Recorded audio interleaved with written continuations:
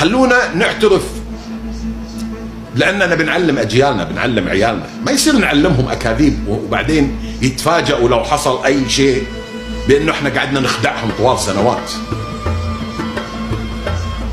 القوات العراقية في ذلك الوقت كانت قادرة على ابتلاع الجزيرة العربية كلها، ولو كان في حدود بينها وبين مصر وتوجه لمصر لابتلعها.